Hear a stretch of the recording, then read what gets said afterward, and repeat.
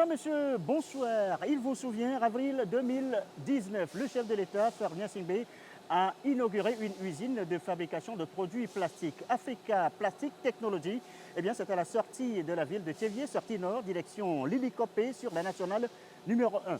Depuis 3-4 ans maintenant, sont donc produits ici des tuyaux PVC de dimensions variées et à multiples usages. Adduction d'eau, évacuation, assainissement, irrigation, bref, toutes sortes de produits que vous utilisez chez vous et sur vos différents chantiers. Et c'est un investissement privé, 100% togolais, avec une main-d'œuvre entièrement nationale. C'est donc ici, à Africa Plastic Technology, que nous allons parler tout à l'heure investissement. Et ce sera avec Madame Rose Kaïmi-Vedor, la ministre de la Promotion des investissements au Togo. Et c'est dans un instant avec nos questions.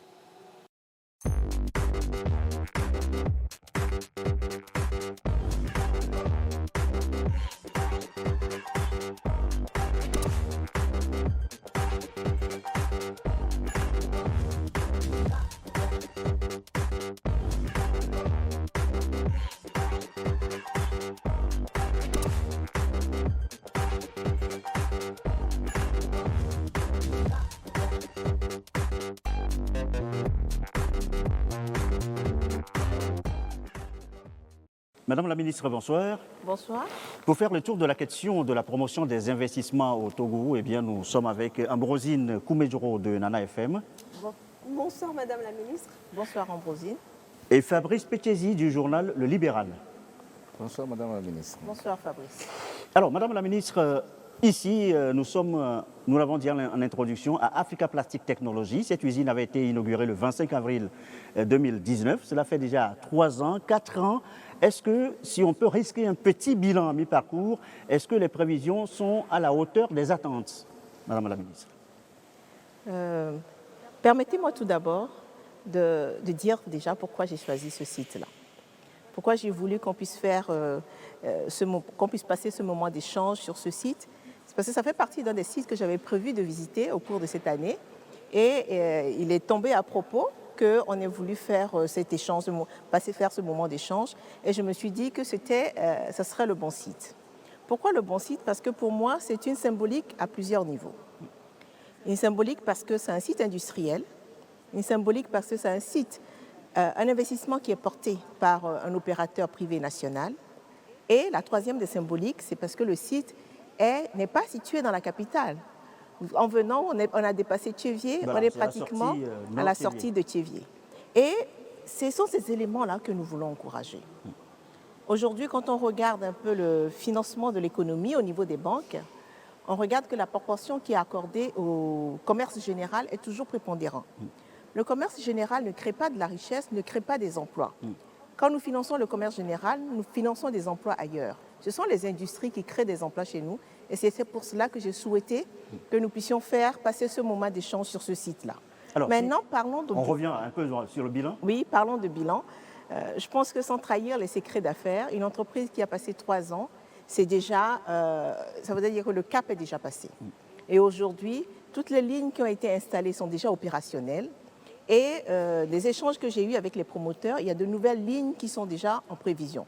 Cela traduit tout à fait la dynamique du carnet de commandes. Donc je pense que, sans donner des chiffres précis, ça veut dire que les ambitions ont été atteintes et que les prévisions essentiellement ont été atteintes. Donc les affaires marchent? Je dirais bien que les affaires marchent pour l'entreprise où nous sommes. Et je pense qu'elles marchent de façon générale également pour les entreprises qui sont installées au Togo.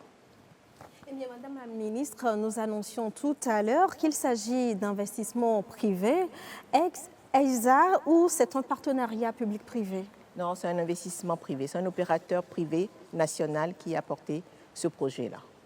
Alors, Madame la ministre, nous avons certaines informations selon lesquelles une grande partie de la production est à destination des pays voisins, notamment comme le Ghana, le Bénin. Alors, il se fait que ces derniers temps, le Ghana voisin, sa monnaie qui est le CEDI, c'est un peu en difficulté. Alors, on en ressent d'ailleurs déjà les conséquences au niveau du Togo, notamment au grand marché de Lomé, où il y a des commerçants qui se plaignent déjà. Nos clients qui viennent du Ghana se font rares. Alors, vous êtes le ministre chargé de la promotion de l'investissement. C'est-à-dire que votre rôle, c'est de faire venir l'argent dans le pays, si on peut nous exprimer ainsi. Alors, est-ce que cette situation du CIDIS au Ghana, avec les impacts au Togo, est-ce que ça vous préoccupe? Ça nous préoccupe. Ça nous préoccupe parce que, au-delà de cette situation du CIDIS au Ghana, je dirais que c'est une situation générale aujourd'hui dans le monde. Après la crise sanitaire, avec toutes ses répercussions sur le monde économique, on a les tensions géopolitiques qui ont effectivement généré une tension inflationniste. Et on a vu que sur des spéculations, sur des denrées très importantes, telles que l'engrais, qui intervient sur la chaîne de valeur agricole, et sur l'énergie, nous avons des hausses inflationnistes qui font qu'elles se répercutent également après sur tous les autres produits, dans la mesure où on sait que pour une usine ou autre, il faut de l'énergie.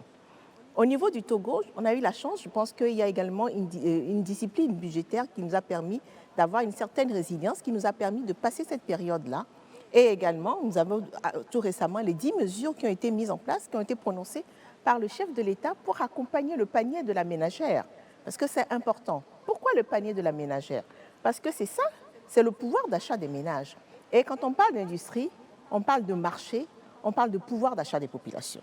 Donc en revenant à votre question, c'est vrai que ça m'interpelle, ça m'inquiète parce que quand le marché, quand la capacité d'achat du marché, quand le pouvoir d'achat baisse, effectivement, les décisions d'investissement sont également mises en stand-by et pour certaines même, elles sont remises en cause. Aujourd'hui, quand nous vendons la destination Togo, nous ne vendons pas uniquement le marché de nos 8 millions d'habitants. Nous vendons l'espace UMOA, nous vendons l'espace CEDEAO et nous avons besoin que tout cet espace-là, il y ait une capacité, un pouvoir d'achat. Donc effectivement, ça nous interpelle et on espère que rapidement, cette flambée, cette situation inflationniste va s'inverser et qu'on va revenir à des situations plus ou moins normales. Madame la ministre, on va rebondir un peu, on va revenir à Africa Plastic Logistique. Vous, à votre arrivée, vous avez certainement eu à discuter, à échanger avec les responsables donc, de cette usine, cette entreprise. Est-ce qu'ils vous ont fait part de cette inquiétude-là qu'avec le CIDI qui baisse ou la contingence mondiale, est-ce que nos chiffres d'affaires baissent? Est-ce que ça ne vient plus? Ils vous ont fait part? Je n'ai pas eu cet écho de leur part parce que je pense que ce qui est à leur avantage, c'est qu'ils sont sur des créneaux, qui ne sont pas sur des biens de consommation courante. Ils sont sur des produits bien spécifiques qui interviennent aussi bien dans les systèmes d'adduction d'eau. Donc c'est de la tuyauterie, mais de la tuyauterie pour des grands travaux. Et donc aujourd'hui, vous savez, en général, quand au niveau des opérateurs, de l'investissement privé ne suit plus, en général, c'est l'investissement public qui accompagne pour pouvoir maintenir un peu cette dynamique-là. Et ils sont sur un segment où c'est essentiellement l'investissement public qui est pourvoyeur de commandes. Donc pour eux, je pense que c'est une situation qui se tient. Mais je pense quand même qu'il y a eu quelques éléments qui ont perturbé un peu les structures de coûts. On a également notamment la flambée des prix du baril qui a impacté le coût du fret. Et donc, effectivement, il y a eu une hausse au niveau du fret qui a impacté leur structure de coûts qu'ils ont été obligés de répercuter sur les produits de vente finaux. Mais je pense que la rigueur, la discipline qu'ils ont leur permet de bien gérer cette situation-là. On espère qu'elle va rapidement se normaliser. Voilà, pour permettre à nos téléspectateurs d'avoir une idée de ce qui se fait exactement donc, dans cette usine à Africa Plastic Logistique, nous proposons une petite visite guidée. On va regarder donc cela en images et on revient sur le plateau. Au sein de l'usine Africa Plastic Technology, nous sommes dans le domaine de production des articles en plastique, notamment les grillés avertisseurs qui sont en production ici. Donc pour faire la production des grillés avertisseurs, il y a la matière première que vous voyez ici. Donc nous faisons un mélange de la matière première et nous procédons à la production du produit. C'est la production des tubes orange. Ce sont des tubes utilisés dans le domaine du bâtiment. Ici, c'est la production des tubes PPR. Bon, c'est les tubes utilisés dans l'adduction d'eau chaude ou froide dans les sanitaires. Bon, ici, c'est notre zone injection. Ici, nous produisons les coudes. Il y a plusieurs types de coudes. Bon, il y a les coudes 45, un quart, les coudes 1/8, les T et les T-culottes. Donc, c'est les 3 produits que nous faisons ici. Ici, c'est le service laboratoire contrôle qualité. C'est aussi un bureau d'études. Donc, ici, nous certifions l'ensemble des produits que nous obtenons. C'est-à-dire que nous vérifions si l'ensemble des exigences du client sont respectées au cours de la production et nous certifions aussi nos produits, nous vérifions les critères internationaux pour voir si l'ensemble des critères internationaux là sont respectés. Donc nous faisons notamment les tests de pression, de retrait, d'élasticité, de V4 et de chlorure méthylène. Donc pour vérifier si notre produit respecte les critères internationaux. Réaction, Madame la Ministre? Ma réaction, c'est déjà que je suis très, très contente de voir qu'on a de nos jeunes compatriotes qui ont du boulot. Je pense que c'est pour ça que je dis que l'industrie, ça crée de l'emploi chez nous. Donc nous avons nos jeunes compatriotes qui sont là, qui ont du boulot. Actuellement, je pense que les statistiques que j'ai de l'entreprise, ils ont un effectif de 170 personnes. Et donc, la moyenne d'âge est de la trentaine, essentiellement des jeunes qui sont dans la région, dans le périmètre avoisinant. Donc, ça fait que ça crée de l'emploi. Donc, ça, déjà, quand je vois des jeunes qui parlent, qui sont au travail, et je me dis, ça rentre totalement dans la dynamique et dans la vision du chef de l'État de transformer structurellement notre économie par l'industrialisation, la création de richesses, pour que la finalité ultime qu'on poursuit, qui est la création d'emplois. Madame, le portefeuille de la promotion de l'investissement, je crois que c'est un nouveau portefeuille, le tout dernier d'ailleurs, créé dans le gouvernement. Qu'est-ce qui a motivé la création donc, de ce portefeuille et quelles sont, selon vous, les missions assignées à votre département? Ok. Donc, je vais peut-être faire la liaison avec ce que je viens de dire, je viens tout juste de dire, en disant qu'effectivement, une des ambitions fortes du chef de l'État, c'est de transformer structurellement notre économie par la création de richesses et de faire du Togo un pays émergent à l'horizon 2030. Et pour ce faire, il a mis en branle un certain nombre de leviers. Les premiers leviers qui ont été mis en place, c'est de travailler sur le climat des affaires. Et ça nous a permis d'atteindre les résultats que nous connaissons. Et c'est une dynamique qui continue. Le second levier, ça a été les projets structurants. Il y a le projet les centrales électriques de Kekeli, celle de Améa. Nous avons également PIA, qui est une zone économique. Nous avons également le projet Data Center. Tous ces projets structurants, en fait, servent de catalyseur au secteur privé. À côté de cela, il y a tout un arsenal qui a été mis en place au niveau du cadre légal. Nous avons le Code des investissements en 2019, nous avons le Code foncier, nous avons le Code du travail, nous avons en fait 2021 la loi sur les PPP et nous avons également le nouveau cadre légal sur la commande publique. Et donc, il était nécessaire au niveau institutionnel d'avoir également une structure qui puisse faire ce marketing territorial, vendre la destination Togo et accompagner tous les investisseurs qui viennent au niveau du Togo et servir de guichet unique de port d'entrée. C'est ça qui est essentiellement, je dirais, la justification de la création de ce ministère. Et ça fait 2 ans, puisque c'était le 2 novembre 2020 que le ministère a été créé. Aujourd'hui, ça fait 2 ans, nous avons fêté 2 ans. Et je peux vous dire que les résultats sont là. Les résultats sont là parce que on a vu effectivement que c'était une attente des investisseurs d'avoir... Vous savez, quand vous venez dans un pays, vous sautez dans l'inconnu. Vous venez, vous avez fait vos études de marché, etc. On vous a produit des rapports, vous vous dites, OK, il y a des opportunités, vous avez un projet d'entreprise. Mais quand vous venez dans le pays, vous êtes dans l'inconnu. Donc, vous avez besoin de quelqu'un qui vous aide, qui vous accompagne, qui vous facilite toutes les démarches pour passer tous les écueils auxquels vous pouvez être confrontés, pour ne pas changer d'avis. Parce qu'on sait qu'il y a beaucoup d'investisseurs, quand ils se heurtent à des obstacles, la décision, c'est soit on suspend la décision d'investissement dans ce pays ou bien on va voir ailleurs. Nous, on ne souhaite pas que les gens qui regardent le Togo aillent voir ailleurs. On souhaite que quand ils regardent le Togo, ils restent chez nous. Et donc, au niveau de notre mission, c'est essentiellement la première des missions, c'est de mettre en œuvre la politique du gouvernement en matière de promotion des investissements. Donc, il y a un travail énorme qui est fait sur l'attractivité, le marketing territorial. Il y a un travail énorme qui est fait sur le climat des affaires, un travail énorme qui est fait sur le plaidoyer et donc sur la facilitation, donc tous ces éléments-là qui rentrent dans le cadre de notre mission. Madame la ministre, si vous permettez, on va faire un peu de pédagogie. C'était après un sujet sur les investissements dans le journal de 20h sur la TVT.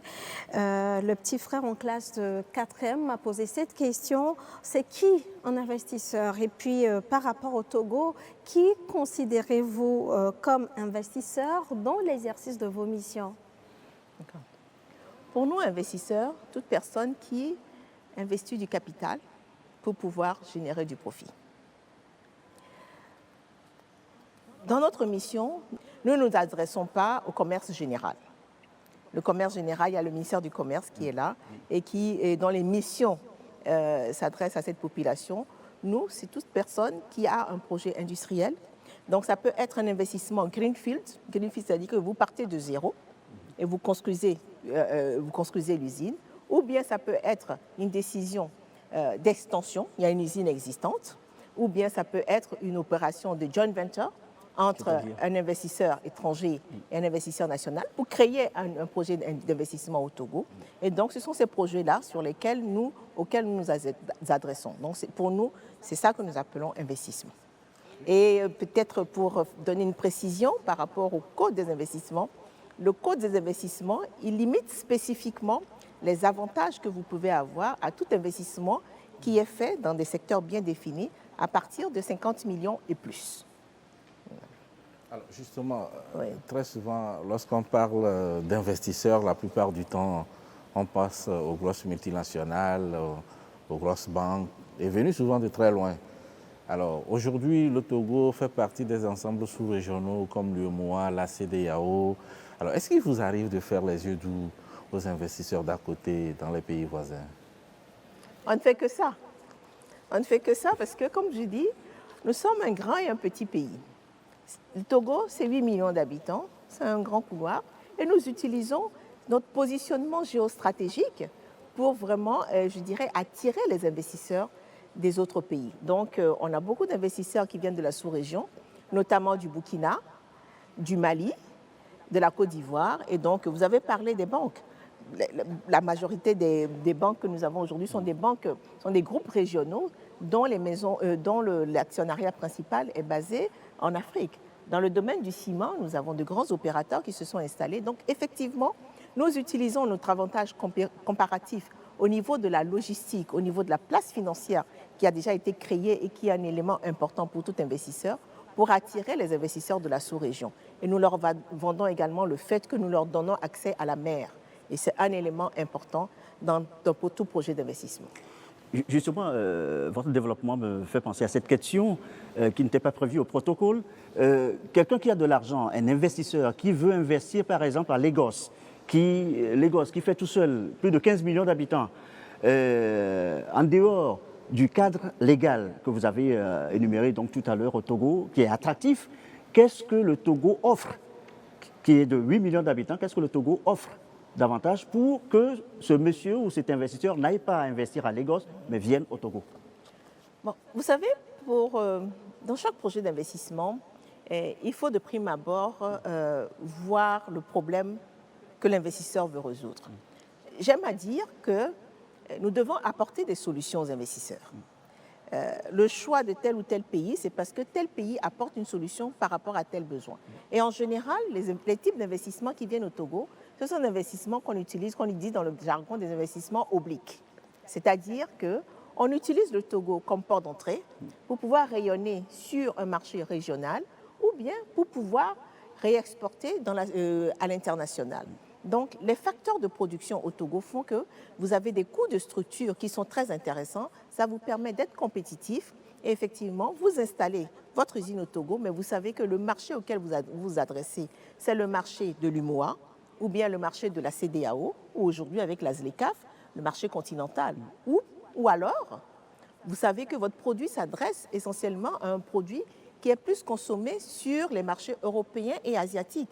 Et là, effectivement, vous vous installez au Togo et en général, quand c'est le cas, on vous recommande de vous installer en zone franche et après, pour pouvoir adresser ces marchés-là. C'est pour cela que je reviens sur le fait que notre positionnement logistique est un avantage comparatif certain et sur lequel nous continuons à travailler. Ça nous permet de pouvoir offrir des solutions de supply chain, d'approvisionnement efficace aux investisseurs qui s'installent chez nous. Et une fois qu'ils s'installent chez nous, quel service vous leur offrez, quelle approche pour qu'ils s'installent durablement, Madame la Ministre? C'est l'accompagnement. Vous savez, en général, je dirais, les investisseurs, ils ont déjà fait leur business plan, ils ont fait les calculs, etc. Ils savent très bien, quand ils viennent chez vous, ce à quoi ils peuvent s'attendre, etc. Mais c'est l'accompagnement, l'écoute, je dirais, être à être avec eux au jour le jour, quand il y a des difficultés, qu'ils aient un interlocuteur en face d'eux, c'est important. Quand il y a des difficultés, qu'on puisse y trouver des solutions dans le respect des lois, et ce sont ça des éléments importants. Et je pense que, en parlant d'investissement, la semaine passée, tout récemment la semaine passée, on a eu l'opportunité de visiter le centre de formation du métier du textile, qui est un centre qui est installé sur PIA. J'étais en compagnie, j'ai eu l'honneur de faire partie de la délégation de son Excellence Madame le Premier ministre. Et effectivement, ce qu'on a vu là-bas me conforte, je dirais, dans la stratégie que le Togo a impulsée, que le chef de l'État a impulsée. Parce que ce centre de formation nous permet aujourd'hui de pouvoir avoir un argumentaire concret face à des investisseurs dans le domaine du textile. Le textile, c'est vrai, c'est les coûts des facteurs de production, mais un élément important, c'est la qualité de la main-d'œuvre. Et on est aujourd'hui à même de pouvoir offrir une main-d'œuvre jeune, formée, de qualité, aux potentiels investisseurs. Donc, c'est un élément d'attraction très important. Et nous avons vu que nous avons pratiquement 800 jeunes qui sont en cours de formation et qui sont déjà très opérationnels. Et l'objectif est de pouvoir aller à 2000 jeunes formés dans ce centre de formation du textile. Eh bien, Madame la Ministre, est-ce qu'il faut forcément être investisseur pour bénéficier de l'accompagnement ou des services de votre ministère? Il faut être investisseur. Il faut être investisseur. Et je dirais même en termes de catégories, nous ne nous adressons pas essentiellement aux très petites et moyennes entreprises, aux TPME. Vous savez, il y a des sectoriels dont la mission est de pouvoir accompagner ces structures-là. Donc nous nous adressons aux investisseurs, mais peut-être pour apporter un bémol à ce que j'ai dit, notre rôle reste quand même de pouvoir créer des opportunités de business matching entre ces petites structures-là et de potentiels investisseurs. Donc l'un dans l'autre, même si je dis qu'ils ne sont pas notre cœur de métier, mais ils restent quand même, je dirais, dans notre réflexion stratégique de pouvoir également apporter des solutions pour ces jeunes, pour ces startups, ces jeunes entreprises que nous avons au Togo, avec des investisseurs étrangers, pour pouvoir créer des opportunités d'entreprise, de création d'entreprises. Alors, justement, le gouvernement a une feuille de route qui tient en 36 projets prioritaires. Alors, je voudrais savoir quels sont les projets sur lesquels votre département ministériel met un accent particulier. D'accord. Donc, effectivement, le gouvernement a 36 projets prioritaires et 6 réformes. Donc, au niveau des 36, parmi les 36 projets, un projet spécifique relève de mon ministère. C'est le projet P30, qui est l'opérationnalisation de l'Agence de promotion des investissements et de la zone franche, qui est, je dirais, le bras opérationnel du ministère de la promotion d'investissement. L'Agence de promotion d'investissement de la zone franche est une agence à naître des cendres de la SASOF. Donc, elle garde les missions primaires de la SASOF, mais on rajoute à cette agence tout ce qui est promotion des investissements. Donc, c'est une agence qui est censée accompagner les investisseurs tout le long du cycle d'investissement, de l'attraction, de la prospection, de l'installation et durant la vie de l'investisseur. En dehors de ce projet P30, nous avons un rôle transversal. Vous savez que dans la feuille de route gouvernementale, il est attendu une contribution du secteur privé à hauteur de 50%. Le secteur privé, il faut aller le trouver. Il faut aller le trouver. C'est pour ça que je vous ai dit qu'à l'entame de mes propos, qu'il y a eu tout un arsenal juridique également qui a été mis en place pour favoriser, je dirais, ces opportunités de partenariat public-privé. Donc 50%, ça fait de façon concrète 1,7 milliard de francs CFA qu'il faut trouver pour pouvoir nous permettre de dérouler les projets de la feuille de route gouvernementale. Et nous, notre rôle, c'est que quand nous allons dans des roadshows, quand nous allons sur des forums, nous créons des opportunités de parler de ces projets de la feuille de route. Nous créons des opportunités pour vendre ces projets de la feuille de route, attirer des investisseurs pour qu'ils viennent voir au niveau des sectoriels les possibilités pour pouvoir réaliser ces projets-là. Eh bien, Madame la Ministre, lorsqu'on échange avec les opérateurs économiques, il y a cette formule qui revient, les régimes économiques spéciaux. D'abord, pour nous qui sommes des profanes en droit des affaires, qu'est-ce qu'il faut comprendre par là? Régimes économiques spéciaux, je dirais de façon simple, le cas pratique qu'on a au Togo, c'est la zone franche. C'est la zone franche, c'est un régime qui est différent du droit commun, on peut dire, et qui vous donne un certain nombre d'avantages fiscaux et douaniers, et qui incite et qui crée, je dirais, un écosystème qui incite à l'investissement. Donc, ce sont des avantages particuliers au-delà du régime classique qui sont accordés à toute personne qui accepte d'investir sous certaines conditions. Au Togo, le régime de la zone franche, on vous demande en général de consacrer prioritairement les emplois aux nationaux. Ça, c'est un élément important pour nous. 70% de votre production doit être destinée à l'exportation. Vous devez utiliser de la matière première locale, et donc il doit y avoir de la transformation de la matière première locale. Ce sont les éléments importants qui sont dans le régime de la zone franche. Et sous le couvert de ces exigences-là, effectivement, vous avez des exonérations douanières et fiscales et qui vous permettent de pouvoir être très compétitifs. Et ça nous ramène, quand je vous ai dit, que nous apportons des solutions aux gens. Quand quelqu'un vient s'installer en zone franche au Togo, c'est parce qu'il adresse des marchés et il veut avoir des coûts de production très compétitifs pour pouvoir vendre sur ces marchés-là. Et sur ce point précis, vous apportez des solutions, mais est-ce que vous vous assurez que ces entreprises respectent, disons, les exigences que vous avez énumérées tout à l'heure? Est-ce que c'est le cas dans notre zone franche? C'est le cas. Vous savez, au-delà de l'attraction et de l'installation, un élément important également, c'est le suivi.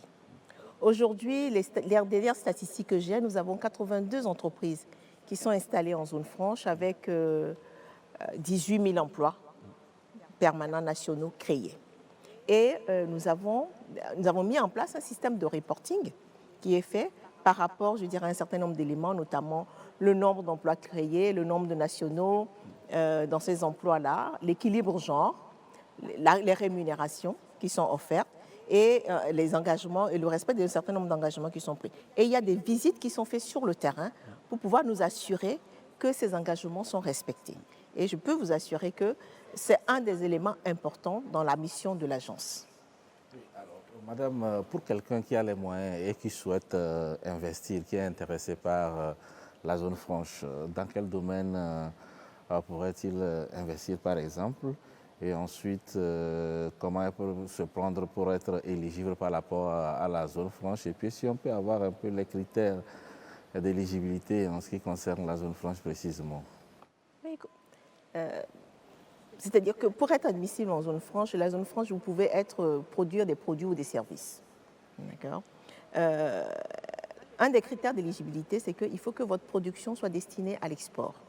Il faut que vous adressez 70% de votre production doit être destinée à l'export. 30% sur le territoire national, mais vous devez le dédouaner avant de le revendre sur le territoire national. Parce qu'on considère qu'on vous a donné beaucoup d'avantages à l'entrée des matières premières et des équipements, etc., puisque vous avez des exonérations douanières et fiscales. Pour pouvoir bénéficier du régime, il y a une procédure à suivre. Vous préparez un dossier que vous soumettez et que vous déposez au niveau de l'agence, et le dossier est soumis au comité d'agrément. Le comité d'agrément, qui est un comité, je dirais, assez pluridisciplinaire, il y a des représentants de divers ministères et autres qui sont dans ce comité, de l'OTR et autres. Ils apprécient le dossier, ils analysent le dossier, ils apprécient le dossier. Des fois, quand c'est nécessaire, ils peuvent demander également à échanger un peu avec le promoteur. Aujourd'hui, avec les technologies, on peut communiquer par Zoom ou par Teams, par vidéoconférence. Et une fois qu'ils sont confortables, qu'ils se sont assurés que les conditions requises sont respectées, effectivement, l'agrément est accordé.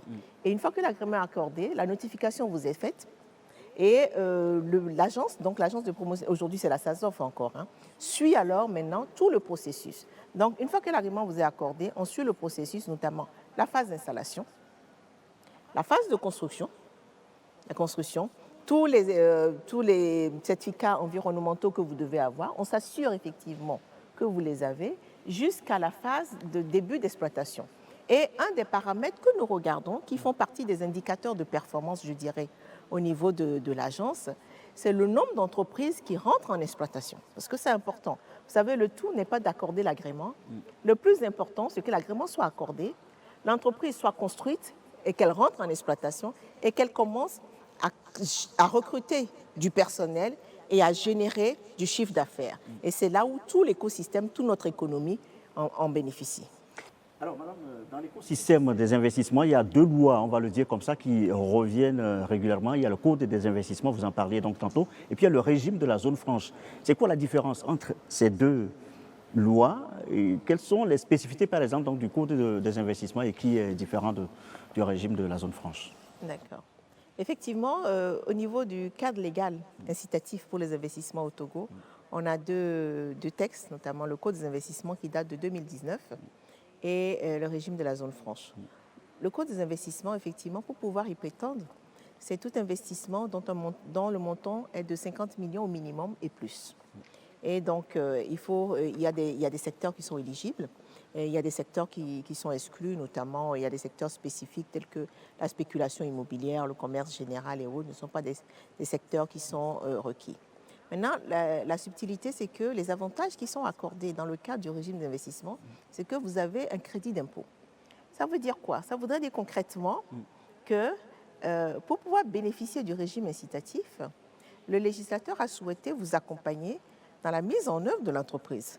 Vous installez l'entreprise, vous commencez à travailler, et donc tous les équipements, tous les investissements que vous avez, je dirais, mis en œuvre pour réaliser ce projet-là, vous donnent droit, ces montants sont quantifiés, et ça vous donne droit à un crédit d'impôt que vous pouvez, je dirais, utiliser pour apurer les impôts à payer sur les années jusqu'à épuisement. Ça voudrait dire que cet avantage-là, vous ne pouvez en bénéficier qu'à partir du moment où vous allez commencer à générer du résultat. L'intérêt, c'est que ça permet effectivement, ça fait partie des bonnes pratiques aujourd'hui en matière d'avantages à accorder aux entreprises, parce que ça évite qu'il y ait un peu cette cavalerie-là, où il y a des entreprises qui sont là, qui ont des avantages, et puis une fois que la période où ils ont des avantages, elle est terminée, ils s'en vont. Là, on sait qu'ils sont là, dans la mesure, et ils restent parce que la période pour pouvoir jouir des avantages, c'est la période à partir desquelles ils vont commencer à générer du résultat. Donc ça, c'est la particularité, je dirais, du code des investissements. Le régime de la zone franche, comme je dis, c'est une zone franche où vous avez des exonérations fiscales et douanières. On veut créer, je dirais, un territoire particulier pour pouvoir attirer les entreprises, et ça permet de pouvoir avoir les coûts des facteurs de production réduits à minimum, puisque quand vous êtes en zone franche, vous ne payez pas de TVA, vous ne payez pas de droits de douane sur beaucoup de vos importations. Et quand vous exportez également, vous n'êtes pas sujet, donc vous ne payez les droits de douane que dans le pays où vous allez exporter vos marchandises. Voilà. Et donc ça permet effectivement de pouvoir être très compétitif au niveau international. Voilà. Madame la ministre, ces 10 dernières années, le Togo a fait beaucoup de réformes. Que diriez-vous du climat des affaires et puis quels sont les atouts pour quelqu'un qui veut investir? Oui, effectivement, je pense que au niveau du Togo, un travail extraordinaire a été fait sur le climat des affaires. Et c'est un travail qui reste d'actualité, parce que le climat des affaires, c'est quelque chose de dynamique et de permanent. Et effectivement, le travail qui a été fait notamment sur les délais de création d'entreprises, les délais de raccordement à l'électricité, le coût même de la création d'entreprises, le règlement des différends avec les tribunaux de commerce, le régime foncier. Madame la ministre, nous allons préparer un petit sujet là-dessus. On va regarder le sujet pour voir si effectivement ce que vous énumérez, c'est ça qui est fait également sur le terrain. Vous allez réagir juste après. Parfait. Les réformes introduites dans l'assainissement de l'environnement économique au Togo ont été confortées par la cellule climat des affaires. Elles offrent de nouvelles mesures en faveur des promoteurs d'entreprises. Ces mesures sont déclinées en des actions urgentes pour rendre l'environnement économique plus attractif. L'ambition, assurer la facilité des affaires aux opérateurs économiques. Il s'agit de la réduction des coûts et délais des créations d'entreprises, la facilitation pour l'obtention du permis de construire, ainsi que le temps de raccordement à l'électricité. Au niveau du raccordement à l'électricité, il y a 2 mesures urgentes qui sont prises et sur lesquelles nous travaillons sérieusement. D'abord, il y a le délai de raccordement. Pour le délai de raccordement, un guichet unique est créé au niveau de la CET pour que lorsque quelqu'un demande l'accès à l'électricité, qu'il n'aille pas à plusieurs endroits. Il passe en un seul endroit, il fait la demande et c'est à partir de cet endroit-là qu'il viendra pour le paiement, pour tout ce qui est démarche relative à son abonnement. Et donc, à ce niveau, beaucoup d'actions ont été menées pour que la réduction au niveau du temps de raccordement soit substantiellement perçue. Le deuxième point sur lequel nous travaillons, c'est le coût de raccordement. À ce niveau, une décision est prise au niveau des autorités de la CET pour réduire de 30% le coût de raccordement. En dehors de la réduction de ce coût de raccordement, nous avons également travaillé sur la facilité de paiement. Donc, dès que le devis est établi et que ce coût et que la réduction de 30% est affectée, le coût que le client devait payer peut également être étalé sur 6 mois. Donc, le client peut payer progressivement pendant 6 mois. Donc, ça ne veut pas dire que c'est au bout de 6 mois qu'on va le raccorder. Mais dès qu'il paye la première tranche, le raccordement est fait. Les 5 autres tranches sont payées après. Donc la mise en œuvre est déjà effective. Ce chemin de l'attractivité économique au Togo requiert aussi la réduction des droits d'enregistrement relatifs au transfert de propriété, la protection des investissements minoritaires et l'exécution des contrats. Nous avons procédé la dernière fois à la mise en place d'une chambre commerciale chargée du jugement des petites créances, ce qui est une exigence de la Banque mondiale. Nous avons également fait un effort pour séparer le greffe commercial du greffe civil comme ça existait avant.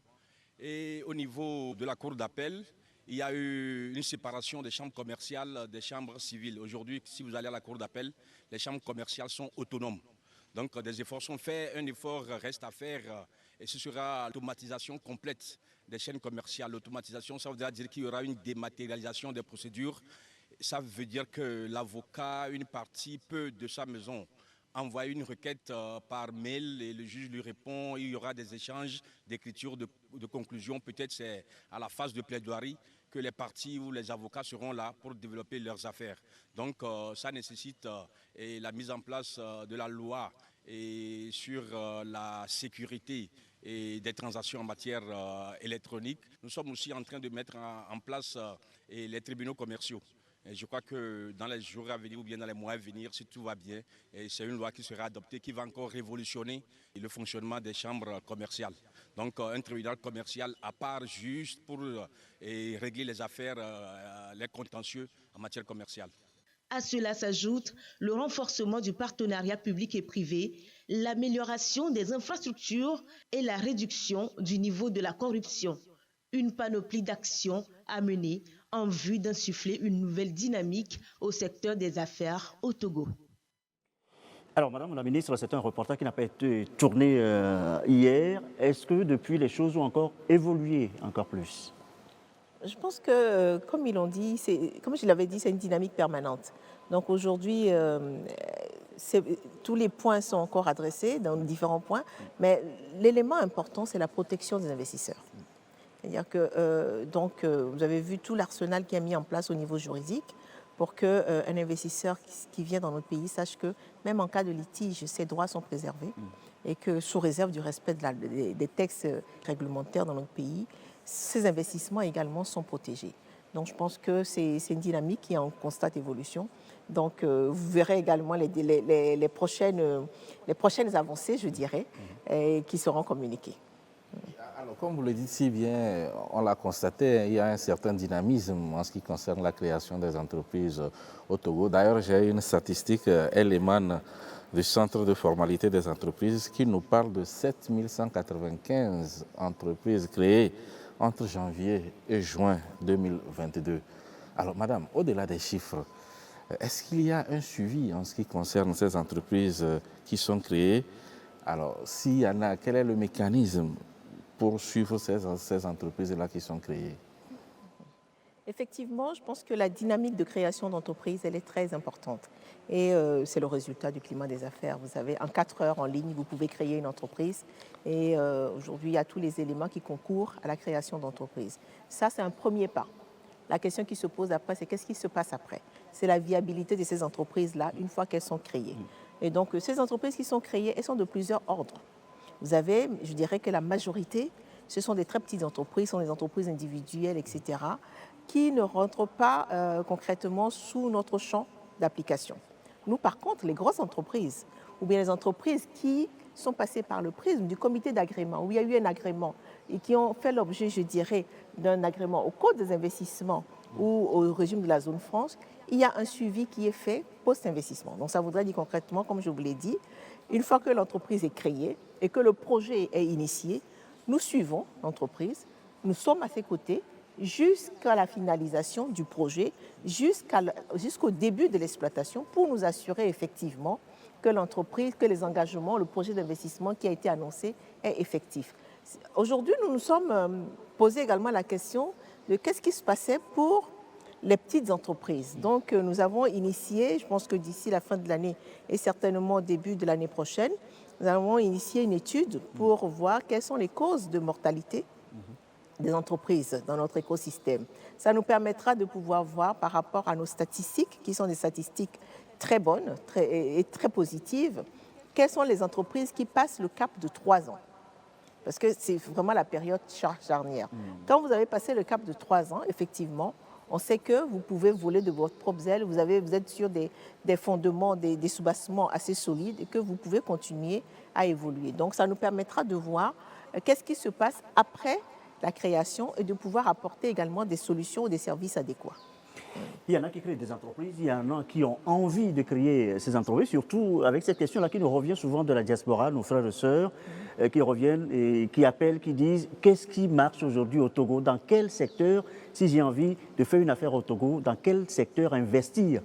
Alors, madame, que leur répondez-vous? Moi, je dirais que tout marche. Nous sommes dans un pays où tout a faire. Nous avons besoin de tout. L'essentiel, c'est d'avoir de l'ingéniosité, de ne pas forcément copier ce que les autres font, mais essentiellement également d'apporter une solution. Vous savez, quand vous avez un projet d'entreprise, en général, il faut que votre projet d'entreprise apporte une solution à un besoin. Si vous avez un projet d'entreprise qui n'apporte pas une solution à un besoin, vous n'allez pas vendre. Donc après, c'est une question d'imagination. Mais en revenant à la feuille de route gouvernementale, je dirais qu'il y a beaucoup de secteurs d'opportunités.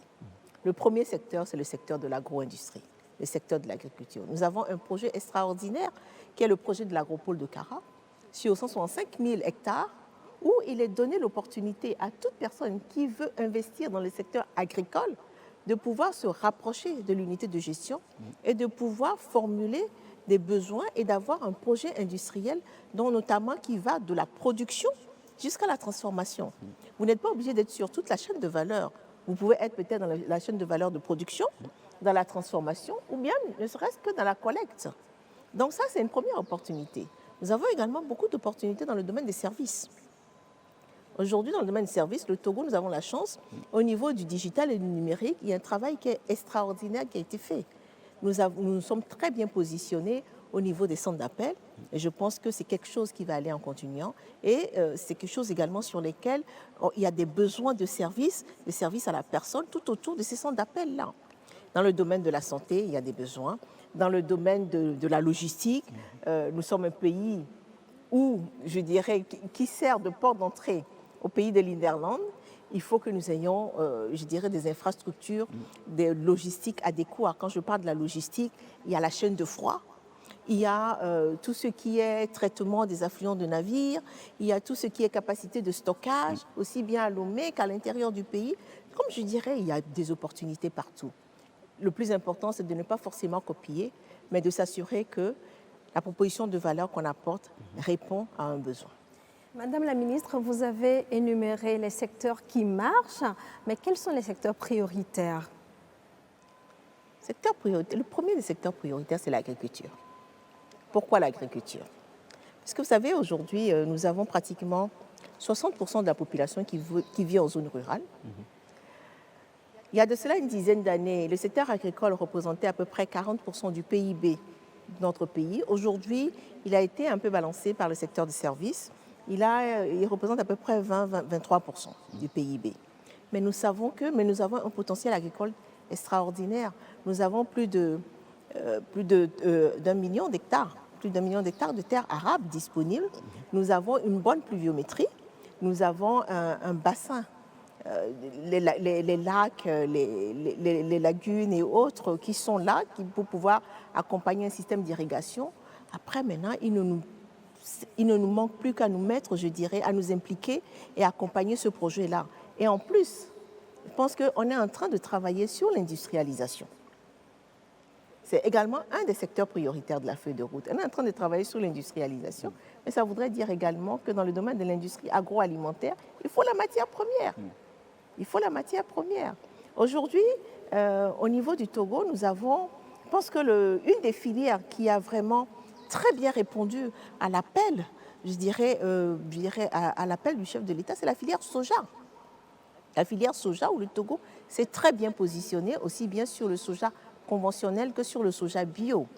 À côté de cela, les unités de production, les unités de transformation également, du soja également, ont répondu à l'appel. Aujourd'hui, j'ai demandé les statistiques, les capacités de production, de transformation du soja installées dépassent nos capacités de production de matières premières. Ça voudrait dire qu'il y a un besoin. Qu'il y a un besoin là-bas pour tous ceux qui sont dans la filière de production du soja. Ils ont un besoin parce que les usines installées sont demandeurs de cette matière première-là. Et aujourd'hui, la capacité des usines installées dépasse la production que nous avons. Et ça, vous pouvez le dupliquer dans plusieurs domaines. Donc, au niveau des filières prioritaires, je dirais, un des filières prioritaires, c'est le secteur agricole. Après, il y a la logistique, parce que c'est un avantage compétitif que nous avons. Nous ne devons pas rester sur nos lauriers. Nous devons continuer à travailler là-dessus. Nous devons continuer à l'améliorer. Le numérique également, les nouvelles technologies de l'information et également la formation. C'est également des secteurs prioritaires, la formation. Et après, je pense que d'autres secteurs prioritaires qui ne sont pas forcément des secteurs marchands, mais qui sont des secteurs prioritaires, c'est le secteur de la santé. Le secteur de la santé, également, c'est un des secteurs prioritaires dans la feuille de route gouvernementale. Avec tout, je dirais, aujourd'hui, tous les mécanismes qui sont en train d'être mis en place, la couverture médicale universelle, je dirais les centres de diagnostic, les projets d'installation des centres de diagnostic sur toute l'étendue du territoire pour pouvoir, je dirais, offrir à la population une couverture sanitaire adéquate, sont des éléments qui concourent à la mise en œuvre de cette feuille de route-là. Alors, Madame la Ministre, l'OTR, il suffit d'évoquer ces initiales et se rendre compte qu'au niveau des opérateurs économiques, ce n'est pas le grand enthousiasme.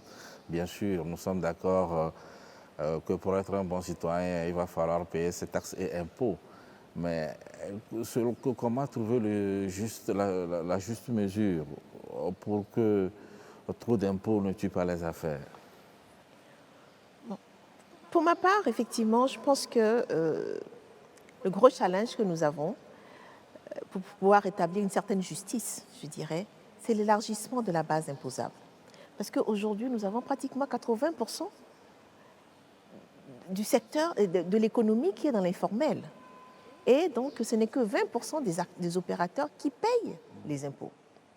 Donc, le gros challenge, le gros défi que nous avons au niveau du gouvernement, c'est l'élargissement de la base imposable, que chacun puisse contribuer. Et je pense qu'un des premiers éléments qui va nous aider, qui va nous accompagner, c'est c'est la formalisation des toutes petites et des TPME. La charte, la récente charte des TPME est un élément qui va concourir à la formalisation des petites entreprises. Pourquoi? Parce que il sera prévu un dispositif qui va les accompagner, mais pour que vous puissiez bénéficier de tout ce dispositif-là d'accompagnement, il faut que vous soyez formalisé.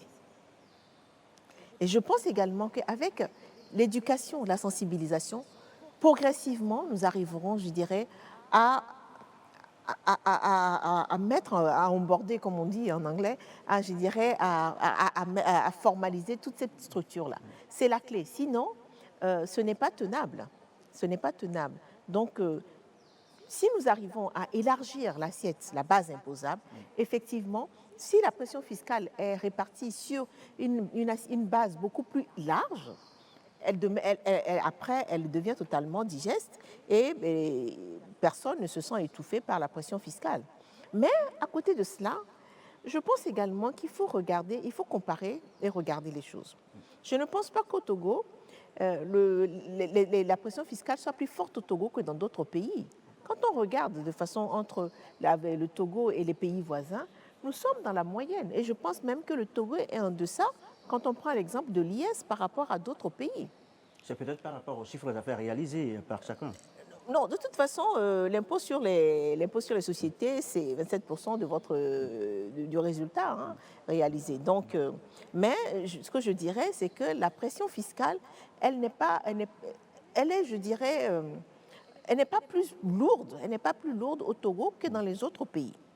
Le problème aujourd'hui qui se passe, je pense que c'est parce que c'est la population qui est assujettie à cette pression fiscale-là qui est réduite.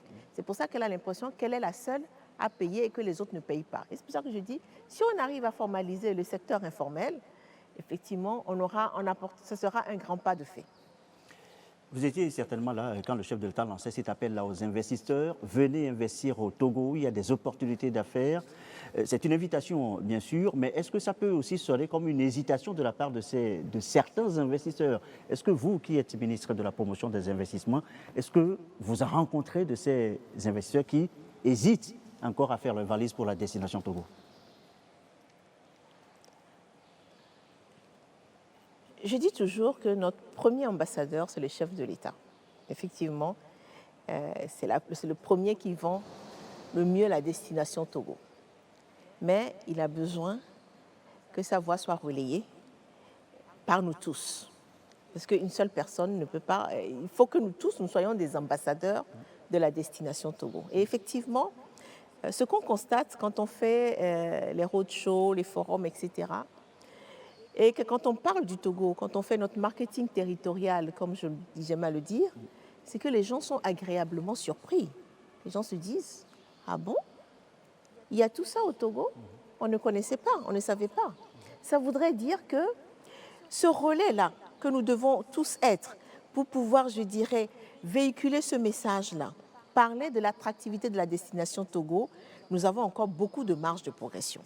Mais en général, quand les gens viennent, ils sont agréablement surpris et les décisions d'investissement, elles se font souvent en notre faveur. Donc, ce que je peux dire, c'est qu'il y a les gens qui sont hésitants, c'est parce qu'ils ne connaissent pas. Notre rôle, c'est de pouvoir les attirer, c'est de les inciter à faire le premier pas, de les inciter à venir visiter le Togo. Et une fois qu'ils ont visité le Togo, ils sont séduits par ce qu'ils voient au Togo. Et je peux vous dire que les feedbacks que j'ai en général quand je rencontre les investisseurs, les gens ils disent que les Togolais sont accueillants, que le Togo est un pays où il est facile de faire des affaires et que le Togo est un pays où les engagements sont respectés. On ne vend pas c'est-à-dire qu'on ne va pas vous vendre tout et n'importe quoi. On ne va pas vous donner des espoirs qu'on ne sera pas à même de respecter. On vous dira ce qu'on pourra faire, mais une fois qu'on s'est engagé, on fait tout pour le respecter. Donc c'est un peu, je dirais, la façon dont les gens décrivent la destination Togo. Et en général, ceux qui y viennent, ils sont très, très agréablement surpris et ils sont rassurés de ce qu'ils y découvrent une fois qu'ils ont sauté le pas. Oui, alors madame, je voudrais attirer votre attention sur la cartographie du Togo. Vous allez vous rendre compte que c'est la région maritime qui est la plus attractive et je dirais qu'on a l'impression qu'on n'a Dieu que pour Lomé. Alors si vous partagez ce constat que je fais, je suppose qu'il faut lutter ou du moins réduire cette disparité qu'il y a entre la région maritime et les autres régions du pays et en faire d'autres pôles d'affaires. Alors comment s'y prendre pour atteindre cela et surtout si on peut compter sur votre carnet d'adresses qui est très bon? Je ne suis pas totalement d'accord avec vous. Nous ne sommes pas à Lomé ici. Oui, nous sommes toujours dans la région maritime. Effectivement, non, vous avez raison. Effectivement, quand on regarde un peu la localisation géographique des projets, des investissements, nous-mêmes, c'est une analyse que nous faisons tous les 3 mois pour voir un peu la dynamique. On se rend compte que c'est la région maritime qui a vraiment le plus grand lot. On peut dire que globalement, sans risque de se tromper, 80% des projets d'investissement sont dans la région maritime.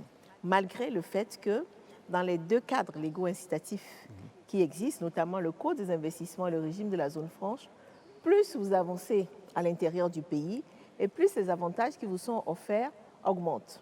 Et vous pouvez même, quand vous vous installez dans le Grand Nord, quand vous êtes sous le régime de la zone franche, pouvoir avoir une exemption d'impôt jusqu'à 20 ans. Mais je pense que ce ne sont pas, comme je dis, ce n'est pas uniquement les exemptions fiscales et autres qui motivent une décision d'installation sur un site ou autre. Mais je pense que le gros challenge, c'est également la disponibilité et la qualité des infrastructures. Et au niveau du gouvernement, on en est totalement conscient. C'est pour ça qu'il y a des projets d'infrastructures qui sont dans la feuille de route et qui participent, je dirais, à désenclaver l'intérieur du pays et faciliter l'accès. Un des projets qui est un exemple patent, je pense que c'est la route qui va à Palimé.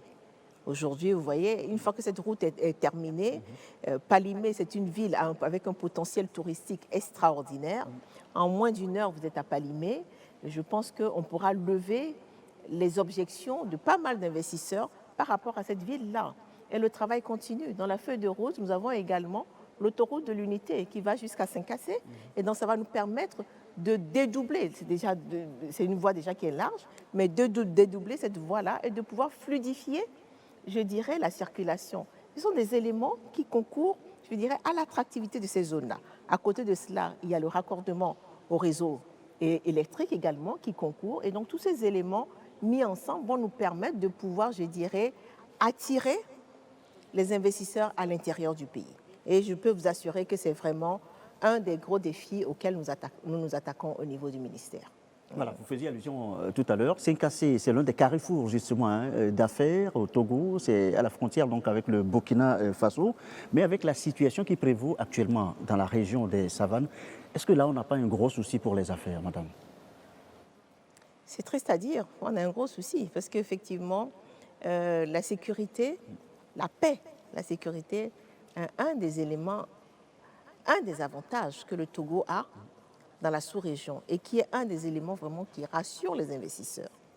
Mais heureusement pour nous, je pense qu'au niveau du gouvernement, notamment le chef de l'État également, a eu vraiment une démarche proactive et anticipative.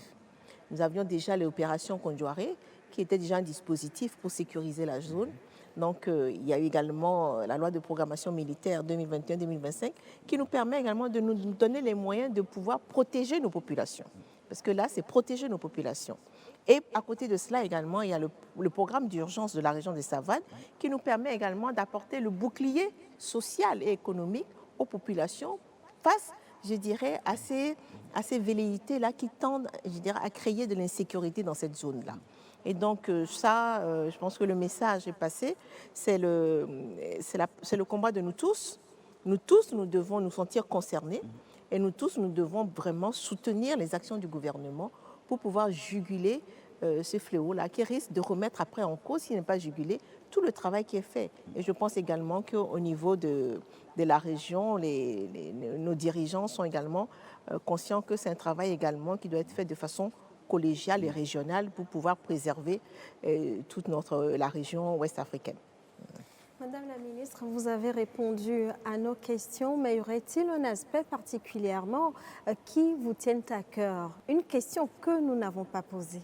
Je pense que la promotion, le marketing territorial du Togo, ce n'est pas uniquement le ministère de la promotion de l'investissement ou bien l'agence de promotion qui doit le faire, mais c'est tout le Togolais chaque Togolais qui doit le faire. Que ce soit un Togolais qui vit au Togo ou bien un Togolais qui est de la diaspora, il doit parler de son pays, vendre la destination, créer l'envie pour que les gens viennent voir ce qui s'y passe. Et c'est comme ça que nous attirons les gens. Et je dois également dire que pour construire un pays, on a besoin aussi bien des investisseurs nationaux que des investisseurs étrangers. Les investisseurs nationaux, tout seuls, ne pourront pas avoir la capacité parce que les enjeux, les besoins sont tellement énormes que nous avons besoin de mettre ensemble les investisseurs nationaux et les investisseurs étrangers pour pouvoir créer ce tissu industriel qui va nous permettre de devenir un pays émergent à l'horizon 2030. Et c'est sur cet appel que nous allons clore donc cette émission. Madame Rose Kayi-Miveder, merci. Vous êtes la ministre de la Promotion de l'Investissement. Merci donc d'avoir répondu à toutes nos questions. Merci à Fabrice Pétési du journal Le Libéral et à Ambrosine Koumedjoro de Nana FM. Merci à la technique, l'ensemble, la réalisation et pour le reportage Gisèle Kozona. Merci à vous qui nous regardez aussi, bien sûr, à la maison. Cette émission sera rediffusée mardi prochain, 14h10, et disponible également sur YouTube. Merci à tous et à chacun. À très, très bientôt sur la télévision togolaise.